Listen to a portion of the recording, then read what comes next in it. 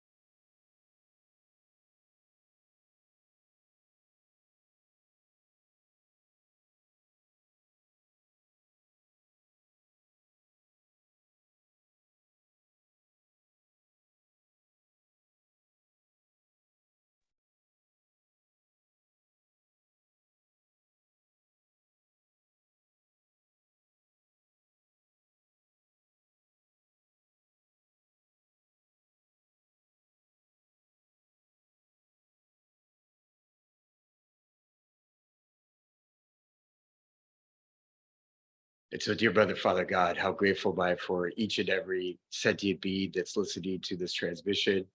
So grateful for my spirit guides, Matthew, Mikael, Queen Joy, and my spirit council. So grateful for my relationship with them. So grateful for my life. So grateful for this planet and for every sentient being in it, knowing that we are all one, made from the same substance, the same life force energy. Grateful am I to know that we are greater than what we are demonstrating in our human consciousness in this world.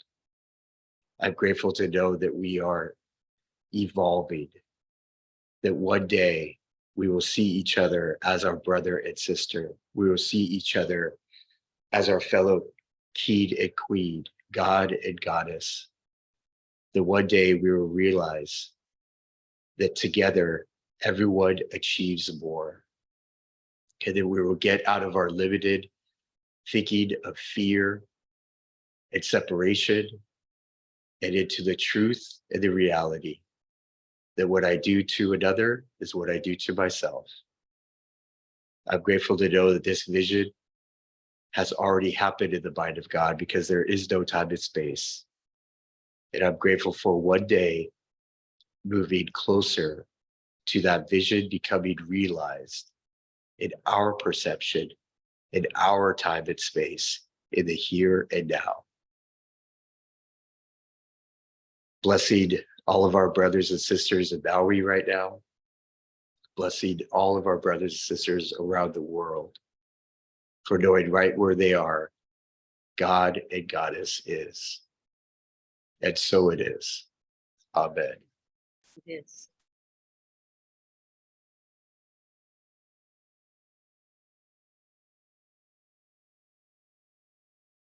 All right. Well,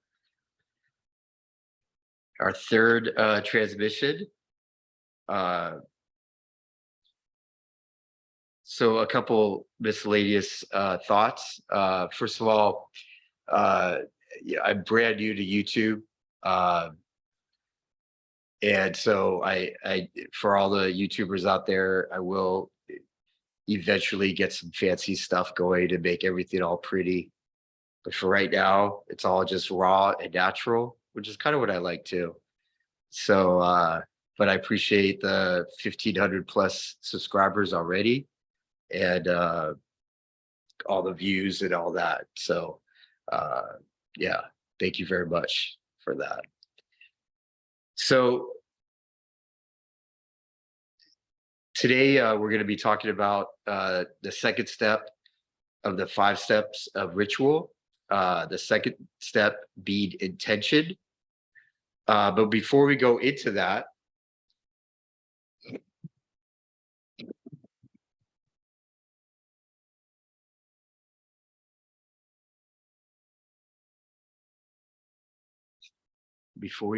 I had to blow my nose. Before we go into that,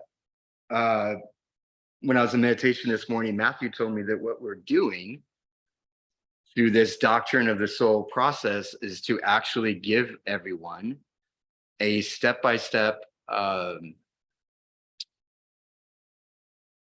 program in terms of starting your spiritual practice. I did not realize that when we started this whole thing. I just knew that it was a yes. It felt like a yes, so I said yes to it.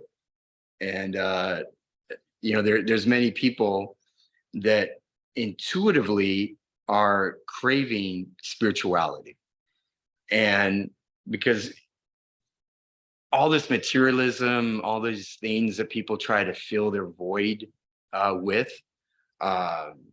whether it be unhealthy love or materialism or money or whatever it may be, in essence, everyone seeks to be made whole again. In reality, we are all whole because we are all one. But every human, the root of their pathology in whatever issues we have comes from our perception of being separate from spirit. And all of us, either consciously or unconsciously, seek to fill that void. And that void can only be filled through recognizing once again that we are one, through having a direct relationship with our Creator. And so ever since the sexual revolution in the 60s, there's been a big breakout in terms of people leaving religion. Religion does a good job of structure. That's really what religion is it takes spiritual concepts and creates a structure around it. So what's been lacking in our spiritual community, i.e. the people that seek to have a relationship with spirit without some type of religion, is that we have been lacking structure. We've been lacking some type of book or program to say, hey, this is the way. And many humans crave for this connection. Many humans, either consciously or unconsciously, crave for this spiritual connection once again, so that they can, in essence, feel like they are back with their Creator, where they're back with their oneness. That's really what it means to be made whole, is to have the perception, to have the reality, to be living in a reality of connectedness with spirit. And so what Matthew told me this morning is that what the Doctrine of the Soul is a beginning in a program, a foundation for those that seek to truly be on a spiritual path. Now, if someone is religious, that's great. Could everyone please mute? And Linda, could you please make sure that everyone keeps muted? So, like Joseph Campbell says, you know, most religions work. And I say most, the ones that have been time tested, you know, Hinduism, Buddhism, being Muslim, Christianity, Judaism, you know, the 5 major religions, they work. They, you know, they've been around for thousands of years. And like Joseph Campbell says, if you actually work the religion, it will give you a spiritual life, a spiritual connection. So we love all religions. You know, part of my spiritual practice is definitely studying all of the religions. And because there's so much wisdom and knowledge in them, so many great stories that reflect what it means to be on this, you know, human journey. But what my spirit guides are offering you all is for the ones that are outside of the religious path, that want to be spiritual, and we are starting from square one. And if you look at our first transmission that was titled "Who Are You?", where we went into the power frequency and the power vibration of sound, of your name, and had that as a starting point with the vibrational frequency of a leaf, in knowing who we are, because we cannot start anything before we know who we are. And then in the second week, we went into Beth, meaning the house, and we talked about the importance of ritual and living your life as a ritual. And we introduced the first of the 5 steps of ritual, that being set the environment. And so we talked about then divine order, because in order to know how to set our environment, we must then know divine order. And that divine order was an external aspect, meaning that we talked about putting everything that you have control over in divine order.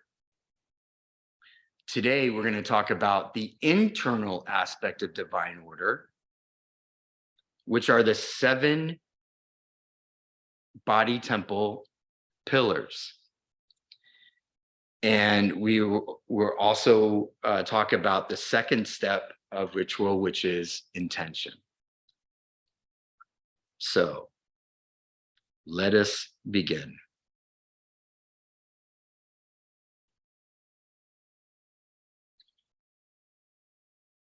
Oh, and the other aspect of this is that whatever we believe in, our spiritual path, it must work for us. If it doesn't work for us, meaning that that it's not giving you everything that you want, that it's not giving you a great life, then either A, you're not doing the spiritual practice that a certain religion, you know, gives you, or B, what you believe in doesn't actually work. And we see this currently with the manifestation teachings. You know, how many people do you know that actually, quote unquote, manifest, you know, 100% of the time? If it's not 100% of the time, then it's not God.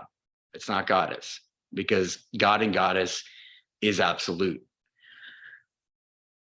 At best, the people that follow those manifestation teachings, you know, maybe they manifest something maybe 50% of the time, maybe. But those teachings are wrong. And all these so-called spiritual teachers that think that they know the law, they don't. There's no one that knows the law. Not like I do, not like my brothers and sisters that are in mystery schools do. So as we continue with this doctrine of the soul, we will be giving you only things that work, because it must show up in your life. It must make your life better. I love my life. I've got a great life. And because everything that I believe in, my spiritual practices, it all works for me. It all creates this incredible life that I want. There's nothing that I'm lacking or missing. And it's amazing. And that's what my spirit guides want to also give to you. That's what they've given to me, and that's what they want to give to you. And when I say they've given to me, it's been 13 plus years of teachings, 13 plus years of communications, and helping me to understand what it truly means to build a body temple, helping me understand what being a creator of my life really entails and what it really takes. And when I go to them and thank them, they tell me, go teach other people, go now help, my brothers and sisters. So that's why we're here. That's why we gave you guys the growth work, in the first week of knowing the vibrational frequency of your name, so that you can have more information in terms of the significance of the vibrational pattern that you are working with. And then that's why in our last transmission, we gave you the growth work of divine order, of putting everything that you have control over in divine order, because these things work. And we talked about the significance. We talked about why it works. So everything that we do, all these transmissions will be about real integration into life, not some, far off concept or anything like this. And although, many of the transmissions are from my spirit guides, everything that we give you is backed by science or backed by thousands of years of true ancient wisdom. And I say true ancient wisdom because a lot of spiritual teachers today are referencing ancient wisdom, but they're only referencing, books, teachers from maybe 50, 80 years ago. No, like that's crap. My stuff, we're talking about 2, 5, even 10,000 years. Like truth reveals itself over time. And it's time tested. So we just share that so that you all understand where I'm coming from.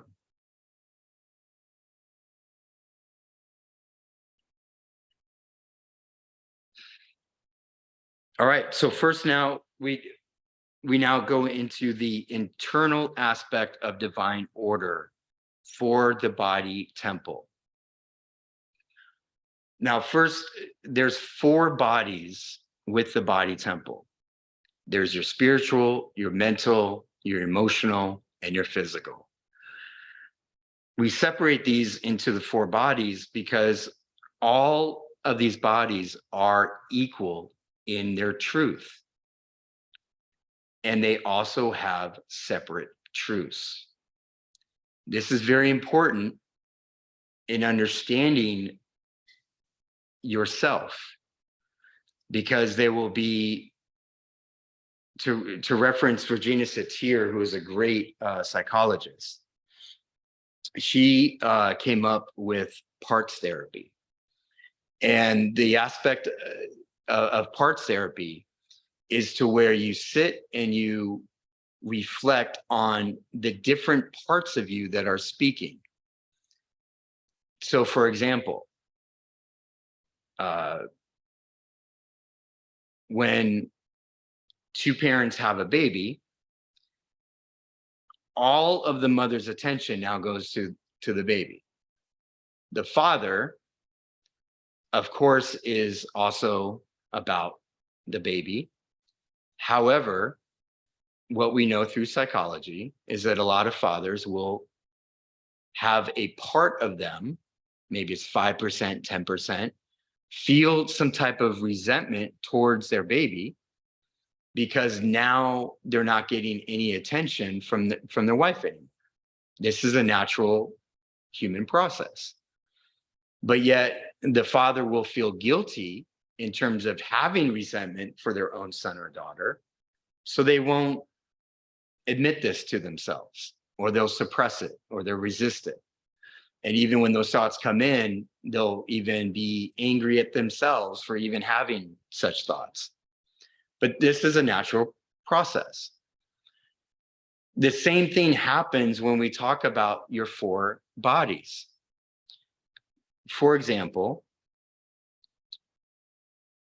if a loved one passes, if we're talking from the perspective of the spiritual body, well, that truth is that loved one that just transitioned out of the physical now is in oneness, now is back with spirit. They've completed what they're supposed to do in this lifetime. Everything is perfect, that type of thing. But to the mental and emotional body, they're going through a different truth. They're going through the truth of sadness, of missing their loved one. And the mental body may be going through regrets and memories and all these things. The emotional body is crying and maybe a little depressed, or going through their process of someone that they loved no longer being here anymore. The mental and emotional body, what they go through in that process in their truth, is just as equal and just as valid as the spiritual body.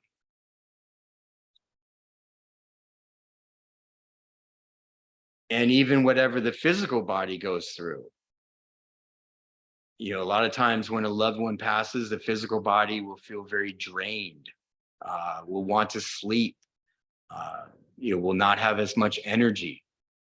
That again is just as important as the spiritual truth of what just occurred.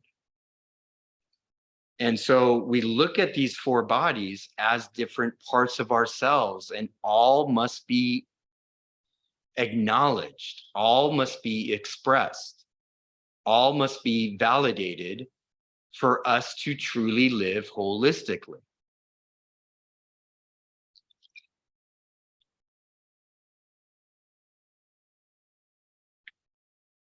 And so understanding that, we move into the 7 pillars of the physical aspect for the body temple,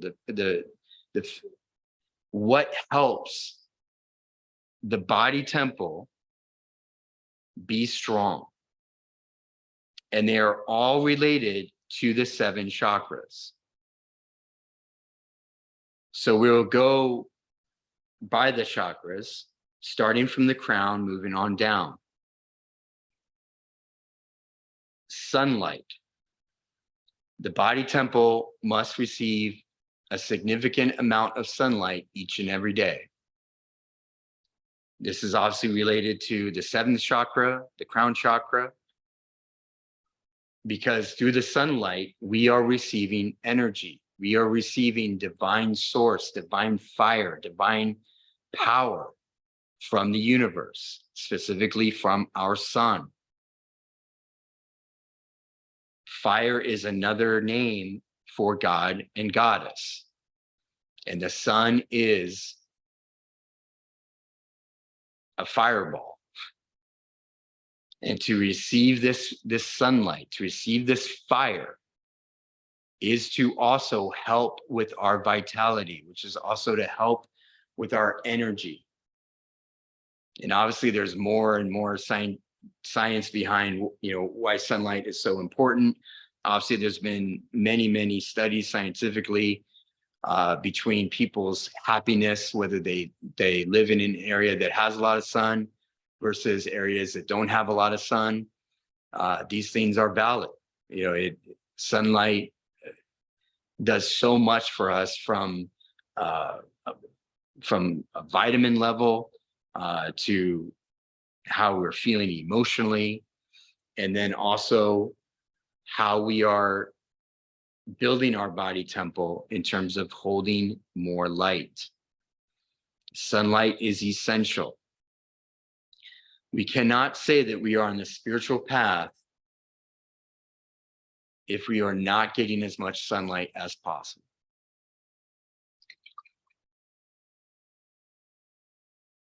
The sixth chakra, the Ajna center.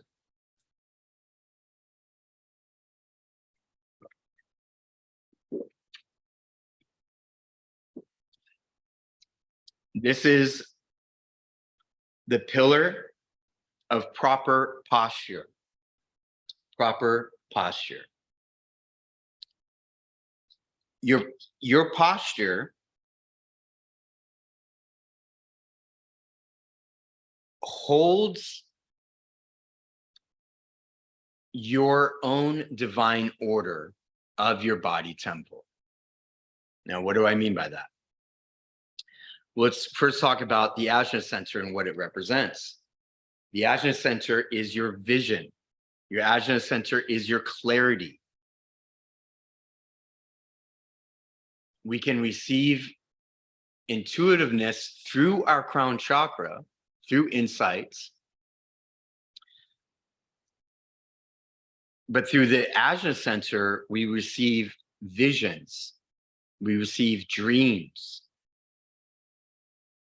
We hold a focus of what the vision for our life is.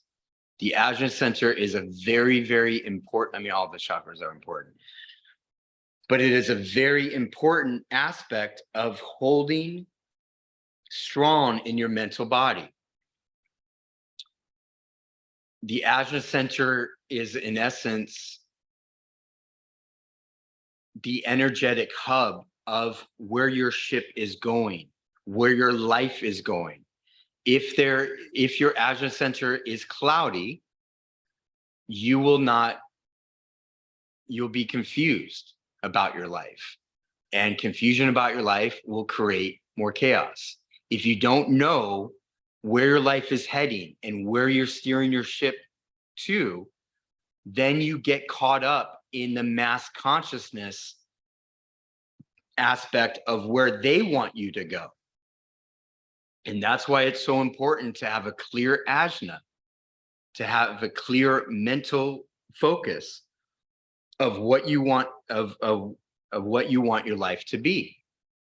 And we'll get into even more the importance of that when we talk about intention, if we have time today, because I do want to keep this to no longer than an hour. So the Ajna center is a very important aspect of knowing where your life is going and creating your life. Because if you don't have the vision, then how do you know what the next step is? Like an artist, a painter, already holds the vision before they even take their brush to the canvas. We must also hold that vision of what we want our life to be about in order to know what our next step is. And that's really the whole theme of these last two transmissions. The last two transmissions are titled I Am, I Want. And what we're saying through that is that in the first transmission, we discovered who I am. We now know who I am. And these last two transmissions is, okay, now that I know who I am, what do I want? And so we're giving you all the foundation to properly step into the power of drawing to you what you want. And like last week, we emphasized divine order. If you have not done that divine order, by the way, stop this transmission right now and go work on the divine order. Because you've got to integrate. God works if you work God. You've got to integrate every single thing that we ask you and invite you to do before you move on. That's why these things are on YouTube, so that they're accessible to you. You can take a month or 3 months, to get your divine order squared away. That's great. But don't move on until that divine order is accomplished. And then once you get that done, then it's maintenance, keeping everything in divine order. But now we now are talking about the 7 pillars of divine order in your body temple. And so the ajna center is related to your proper posture. Notice when I say proper posture, as I say that, it's like, okay, I got to be an example and actually have good posture right now. Proper posture. When we say it's related to your ajna center, your proper posture is actually putting yourself in an energetic field, just like we talked about how putting everything in divine order in terms of the physical aspects that you own creates the aspect of feng shui, creates the aspect of all the things being in a relationship to you and feeding you the proper energy, feeding you the proper power. Your posture is related to your ajna center. Your proper posture will allow your ajna center to be at its fullest potential. Your posture, and this is why when we talk about in meditation, why we want to sit our butt on the ground and have your back straight with your chin slightly up above your heart chakra and with your shoulders back. Because in essence, what we're doing in this meditation posture is that our spine is a cord to the light. And when we are in proper posture, not just in meditation, but when we're walking, when we're doing anything upright, then we are putting our spine in proper order, in proper connection to the light. We are demonstrating through the body that we are in a receptive mode for insight. And so this has a direct correlation with your ajna center. Because without proper posture, your ajna center will not be as clear as it can be. And also, always understand this, that proper posture allows you to be in full transmission with the light. It's like having 5 bars on your phone instead of 3. Anytime my spirit guides are talking to me, I always must be in proper posture, or else they won't talk to me. And this is a discipline. I remember back in 2018 when I was on TV, being a psychic, and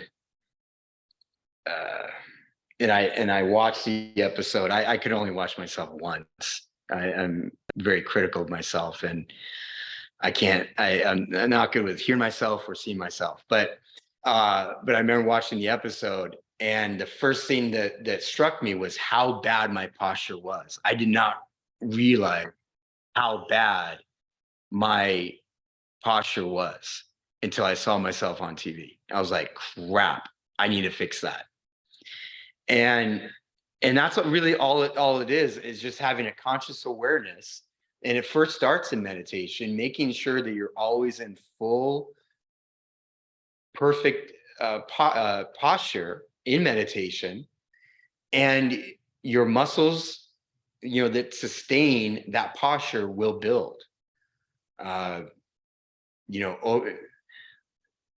in the many, many ayahuasca journeys that I've done, I started, laying down. And then one day, one ceremony, my spirit guide said, sit up or we'll stop talking to you. So I sat up, and they basically told me, if you lie down or if you don't have good posture, we're going to stop talking. Well, my love for their information, my love for their communication would keep me in proper posture. And in the course of time, I learned to actually be able to sit 10, sometimes 15 hours straight, just in full vipassana, being in full, perfect, meditation form.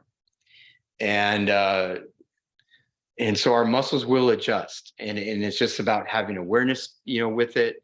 And even when we walk, walking with our shoulders back, walking with our head up, these type of things. And in the course of time, our muscles will adjust to that, and then that'll become our way of life. For the fifth chakra, the throat chakra, proper breathing. And I say proper breathing, first of all, until you have proper posture, you can't breathe correctly. You must have proper posture before you can actually breathe correctly. Proper breathing is, our society is so big now on, working out and exercising and the right foods and all that, which is fantastic. Yeah, our human consciousness has grown so much in this area, but we ignore breathing, which is like the number one thing that we do. But we just assume that because I'm breathing, that I'm doing it correctly, but it's not true. In fact, science says that I believe it's 70 or 80% of our toxins. I think I've even read articles that say even 90% of our toxins are released through the breath.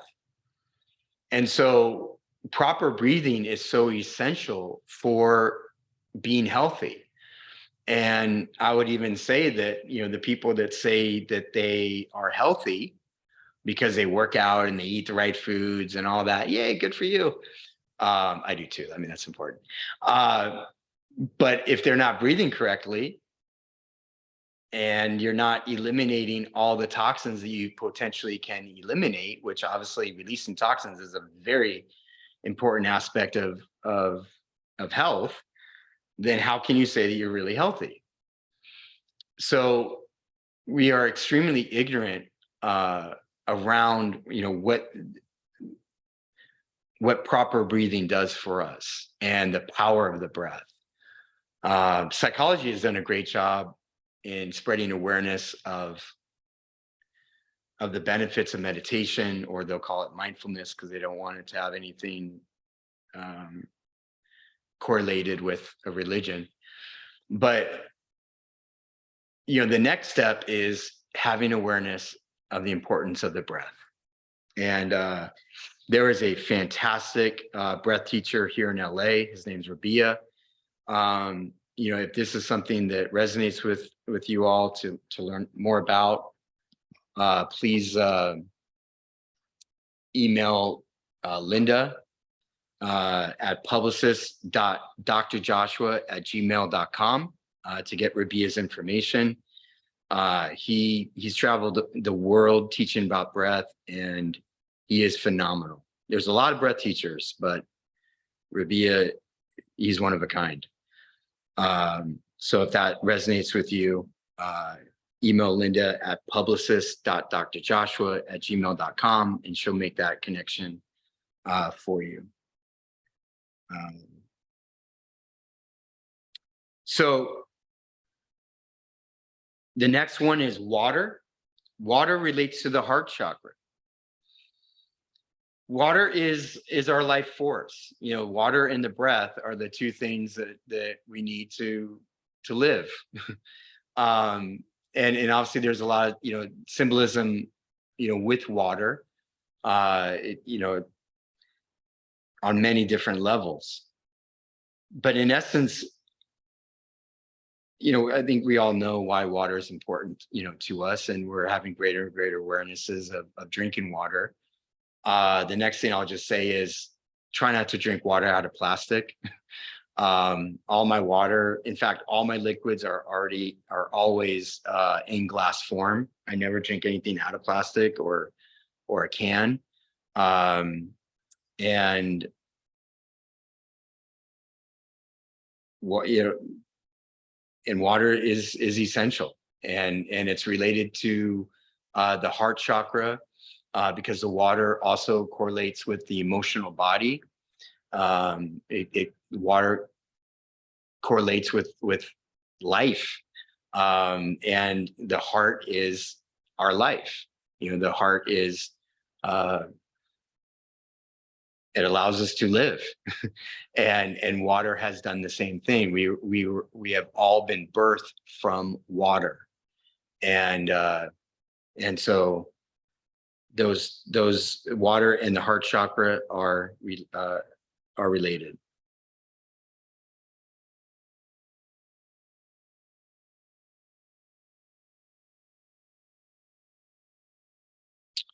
The next one is sleep. Sleep having to do with your third chakra.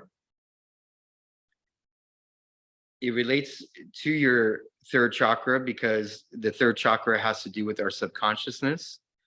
And in our sleep is where we explore our subconsciousness. Your third chakra is also your connectivity to what mystery schools call the super consciousness, meaning the oneness.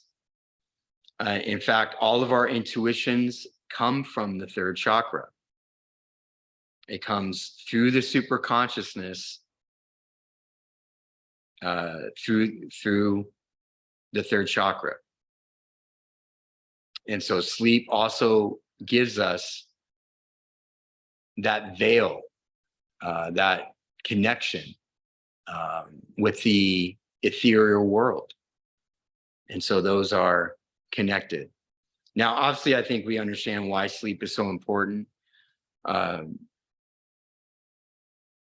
You know, there's so many, you know, proper sleep affects every aspect of how we feel about our life. From the physical, removing toxins, regenerating cells, you know, all these type of things. You know, our neurotransmitters, making sure we have enough serotonin, you know, all these things. I mean, the list goes on and on. I could talk probably the next 3 hours of why sleep is so vital. Sleep is definitely one of my weak areas, and it's something that I'm trying to be better with.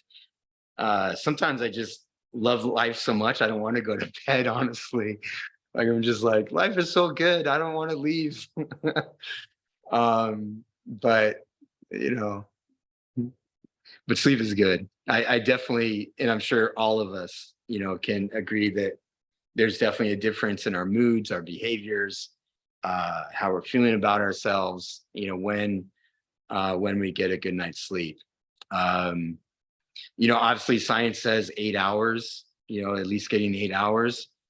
I'm like 6. I always just wake up at 6. Now there's studies that, you know, that show that the body, just like with food, right? Like our stomach will actually adjust to the times that we give it food, and actually how much food we give it. So if we don't, you know, give it food in the mornings, like people that do intermittent fasting, through, you know, 7 to 21 days, the stomach will actually adjust, and the stomach will actually stop being hungry until maybe noon. You know, the stomach will actually adjust to when it gets food. And so what I say this because there's been some scientific articles that say that our body does the same thing with sleep. If it's used to only getting 6 hours, it'll naturally wake up at 6 hours. But basically what these articles, say is that just because you always wake up after 6 hours doesn't mean that your body doesn't need more. It just means that your body is used to only getting 6 hours, so you'll naturally wake up at after 6 hours. That seems like reasonable to me. So my point, my point in sharing that, is just to say that, I'm like 6 hours and I'm good. But, that might just be because, throughout my life, I haven't been one to really get a lot of sleep. And so my body's just like, yay, we got 6 hours. Like, that's a win for me. And it might be that I need to, give my body a new stimulus, a new truth of that it can sleep for 8 hours. So, but anyway, with all that said, sleep is vital, and sleep relates to our third chakra. A second, for our sacral center is food. Our sacral center is our power. It's our fire. It's the things that we desire. And so food, the life force that we feed ourselves fuels that fire. It fuels our ability to want. It fuels our ability to create. And if we're not giving ourselves the proper food, it can either squelch our fire, turn down our fire, or enliven our fire. And when I say fire, I'm talking about the first element of creation. The aspect of I want. Whatever you want is what is where your fire is. And so a lot of humans, myself included, back in the day, we look at food as more of a pleasure aspect. Oh, I want to eat this food because it tastes good, that type of thing. But actually, proper holistic living is not looking for your taste buds to be happy, which that's only a very short, fixed, time, right? Yay, I'm really enjoying this. And maybe that enjoyment might last 15 minutes, maybe 20 at the most, depending on, how much food we're talking about. But really what we're supposed to be looking at with our food is proper fuel, because our taste buds will adjust. Our taste buds will adjust to what we give it. My taste buds used to hate vegetables, used to hate it.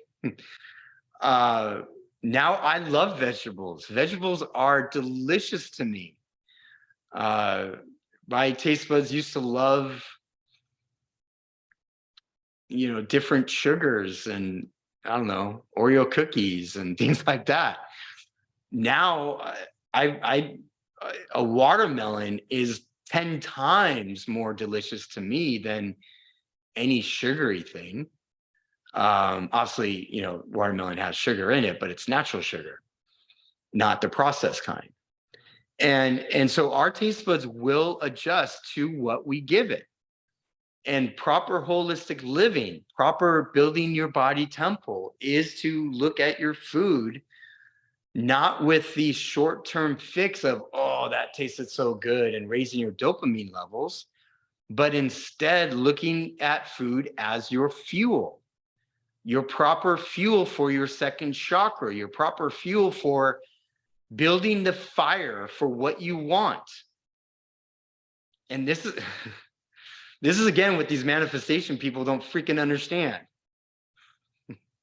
Sorry, I get a little fired up about this subject. Oh, they just are like, oh yeah, look at a vision board and declare what you want and it's going to happen. Fuck no.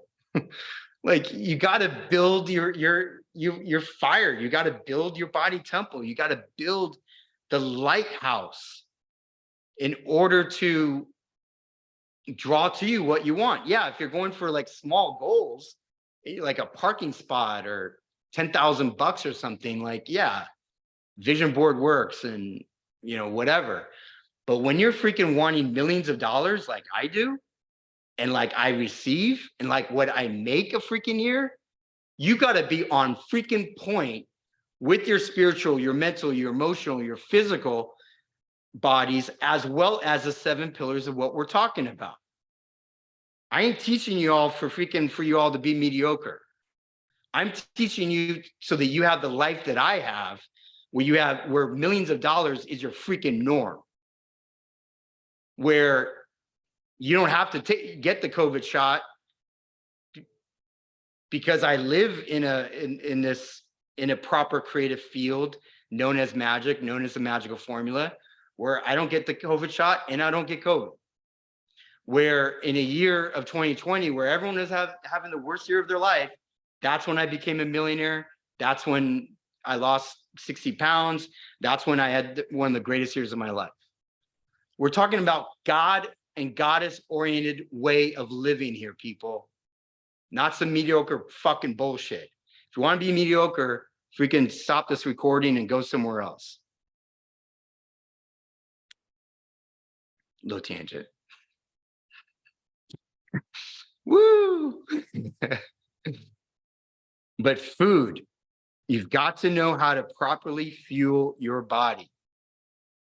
You've got to properly know how to fuel your body. And that will directly correlate with your second chakra.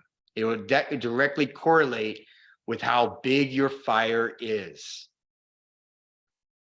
And the bigger your fire, the more you can attract.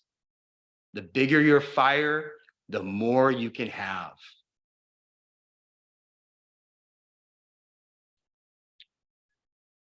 And then finally, your root chakra, exercise.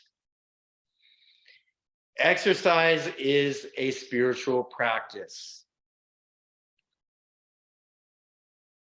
especially for a lot of healers and psychics. Salt water cleanses your auric field. Salt water cleanses the energy that you may have taken on when you were doing a psychic reading or doing healing work or whatever it may be. Salt water also balances all your 7 chakras. This is why I live right next to the ocean. 20 minutes in the ocean, your chakras are balanced. It's like taking a shower for your aura. Very important. But I say talk about exercise. Obviously, when we are exercising, we are sweating. Sweating is salt water. Sweating allows you to purge energies off of you. And if you're anything, if you're a strong empath, if you do any type of healing work, you will take on throughout the day other people's energies.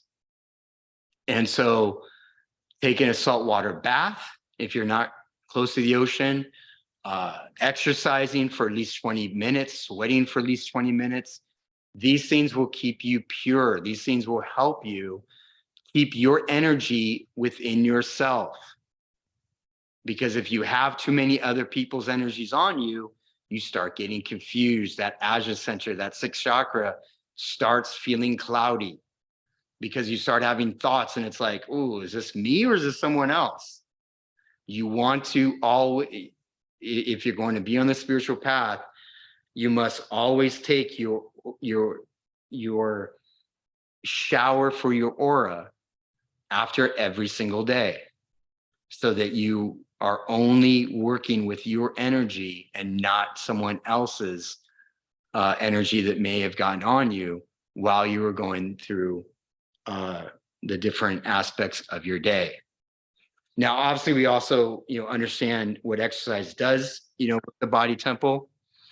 I don't think I need to go into that. But, you know, what a lot of people don't understand is what exercise does for our physical, or for our spiritual body, for our mental body, and for our emotional body. And that's why we talk about the importance of sweating, the importance of that purge, that shower is the best way I can describe it, of releasing the energy of the day, and so you can stay pure and within yourself. Yay. If you guys have any questions about this, if you're on your YouTube, post that in the chat. I promise I'll look at it and respond. And obviously those of you that are live right now, you can ask any questions in the chat. We are 4 minutes away from our 2 o'clock kind of guideline. So I think I'm going to stop it here. In our next transmission, I will go more into intention. Also want to talk more about the tree of life and the aspects of understanding and wisdom, and the magician and the fool, and the travel of the crown of Beth to Benai, as well as the travel of the crown through a leaf to Chokmah, because in essence this references understanding and wisdom, and spending some time on those 2 concepts really help us understand the meaning of Beth, the meaning of the house, the meaning of a leaf, the meaning of oneness. And we also go into money and talking about divine order of money, because again, my intention is to enrich your guys' lives with practical tools that will make your life better. That will make your life better. If you're doing these things that my spirit guides are inviting you to do, you should see a shift and a change in your life every 2 weeks, because we do a transmission every 2 weeks. So you all have time, to integrate these things into your life. All right, that is enough out of me. Thank you so much for attending once again. I love you all so much. Thank you for all your love and your support. I will go into the chat right now and see if there are any questions. And if not, we are going to say goodbye. All right, much love to you all. See you in the next transmission. Not this Sunday, but the Sunday after that. All right. Hausch, hausch.